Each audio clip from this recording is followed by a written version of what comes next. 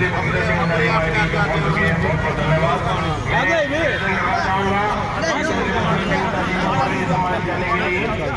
Mahendra Singh, DSP जीत सिंह सैनी जी, हाजी गुप्ता जी, स्वरूप जी, चंदन जी और जितने भी इस संचालन जो आज हुआ है उसके संचालक थे, सभी साथीगण, सम्मानित मंच, उपस्थित मेरे बुजुर्गों, नौजवान साथियों, मातृशक्ति, पत्रकार बंधु, देखिए आज यहाँ हम इकट्ठे हुए हैं, लोकसभा के चुनाव है, उसके लिए निवेदन करने आए।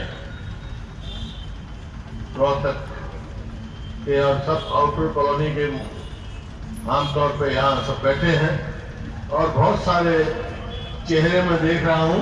कभी यहाँ सैर करने आता हूँ तो बहुत सारे चेहरे यहीं मिलते हैं मेरे को इस पार्क में, सिटी पार्क में। सिटी पार्क जब यहाँ से गई पुलिस लाइन, जेल गई, तो ये महकमे वाले आए मेरे पास, बोला जी इसकी वहाँ इसको दे दो, टाउन कंट्री को, यहाँ कॉलोनी बना देंगे।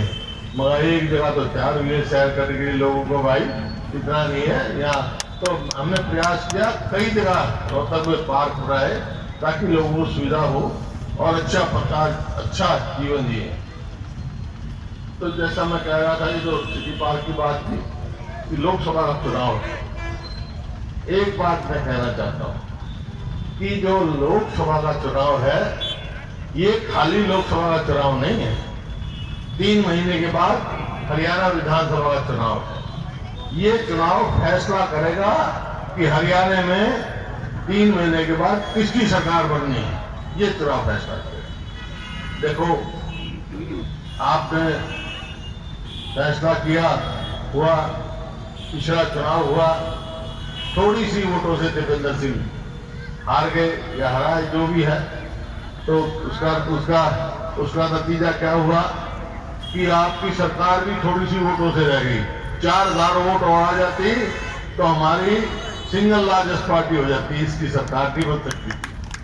तो अब बात यह है, लोकसभा में जितने बड़े मार्जिन से जिताओगे उतनी ही ताकत से आपकी हरियाणा में सरकार बनेगी। ये कहने आया। बात तो सारी बता दी बत्ता साहब ने, दानी साहब ने, कि भाई एक न्याय पत्र कांग्रेस का आया है, उसमें मुख्य तौर पे हर वर्ग के लिए वायदे किए गए कांग्रेस की तरफ से, केंद्र का भी है। और फिर मैं अपने हरियाणा की बात करूंगा कि जैसे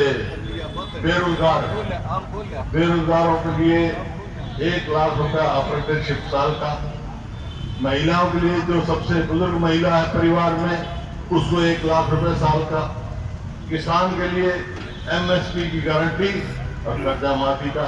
इस प्रकार से गरीब आदमी के लिए मनरेगा के कम से कम 400 रुपए सिलेंडर की कीमत, बहुत सारी बातें हैं। आपने ये आपके पास पहुंच जाएगा न्याय पर।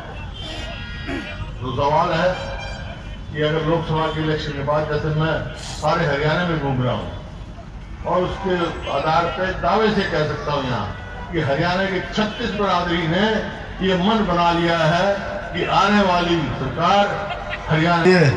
हमारी बहन बेटियां बैठी हैं यहाँ, सब आजकल तो गैस पे खाना बनाती हैं और सिलेंडर 2014 में 400 साढ़े 400 का था, अब 1100-1200 का होगा। तो सिलेंडर 500 से ज्यादा का नहीं मिलेगा, 500 में मिलेगा। तो ये बहुत सारी बातें हैं जो कहेंगे, लेकिन मेरे मन में एक टीस है, उसके लिए मैं खास तौर पे आया हूँ। जो मैं देख रहा हूँ, जो नतीजा हुआ है 2014 में, मेरा हरियाणा प्रति व्यक्ति आय में, प्रति व्यक्ति निवेश में, नौकरी देने में, कानून व्यवस्था में, खेल और खिलाड़ी में पूरे देश में नंबर 1 था। आज किस चीज में नंबर 1 है? आज बेरोजगारी में, महंगाई में, अपराध में। और भाई खेल खिलाड़ियों को देखा आपने, हमारी पहलवान बेटियों की किस तरह जंतर मंतर में घसीटा गया, नवनीति भी खत्म कर दी हमारी। तो ये टीस है मेरे कि कहां से कहां पहुंच गए हम। आज हमने 4 पावर प्लांट लगाए, इन्होंने 1 यूनिट नहीं बनाई, 1 न्यूक्लियर पावर प्लांट लगाया।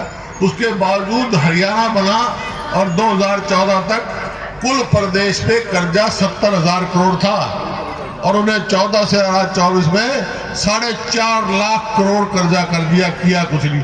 एक चीज बता दो रोहतक में करा हो, एक यूनिवर्सिटी बनाई हो, कोई बड़ी संस्थान बनाया हो रोजगार में। आज मैं नहीं कह रहा, प्लानिंग कमीशन के आंकड़े कह रहे हैं कि हरियाणा बेरोजगारी में नंबर 1 है। आज आपको पता होना चाहिए 2 लाख पक्की नौकरी